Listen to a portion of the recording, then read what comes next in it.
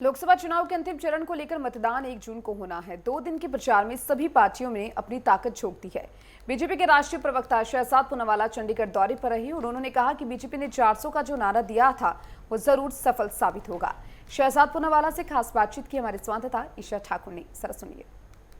सरगर्मियां इस वक्त काफी तेज है। लगातार केंद्रीय नेता पंजाब और चंडीगढ़ पहुंच रहे हैं। कल प्रधानमंत्री भी पंजाब पहुंचने वाले हैं। इस वक्त मेरे साथ चंडीगढ़ में मौजूद हैं बीजेपी के राष्ट्रीय प्रवक्ता शहजाद पूनावाला जी।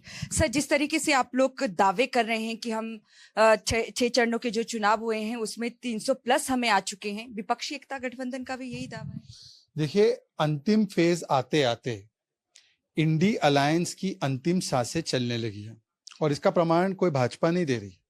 अंतिम सांसें गिनती हुई इंडी अलायंस की बड़ी नेता ममता बनर्जी ने पहले ऐलान कर दिया कि 1 जून को इंडी अलायंस की मीटिंग में वो नहीं रहेंगी। उसके बाद आपने देखा होगा कि किस प्रकार से जैसे ही छठा फेज समाप्त हुआ तो जो दिल्ली में इन दोनों की आम आदमी पार्टी कांग्रेस की दोस्ती बनी थी वो 7th फेज आते आते पंजाब में वो दुश्मनी में तब्दील हो गई है। आपने देखा होगा बिहार में भी 7वें फेज की वोटिंग है और बिहार में पहले ही नीतीश बाबू निकल चुके हैं। उत्तर प्रदेश से भी उनके एक साथी छोड़कर उनको चले गए हैं।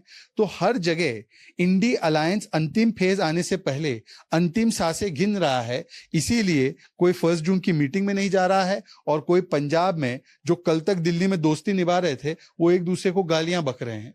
मुझे लगता है इसी से स्पष्ट है कि मिशन और विशन वाली सरकार आ रही है और कंफ्यूजन और डिवीजन वाले इंडी अलायंस के लोग वो स्वयं ही स्वीकार रहे हैं कि उनकी कोई स्थिति या जमीन नहीं बची। पक्षी नेताओं की बात करें या ओवैसी साहब का बयान भी आपने सुना होगा। उनका कहना है कि पूरा मुसलमानों पर ही केंद्रित कर दिया है इस चुनाव को प्रधानमंत्री ने। प्रियंका गांधी कह रही हैं कि अगर धर्म के नाम पर बीजेपी राजनीति ना करे तो कभी वोट भी ना आए। ओवैसी ने कहा, ओवैसी की पार्टी के नाम में मुस्लिमीन है, ऑल इंडिया मजलिस इत्तेहादुल मुस्लिमीन। अब वो दूसरे को किसी को बोले।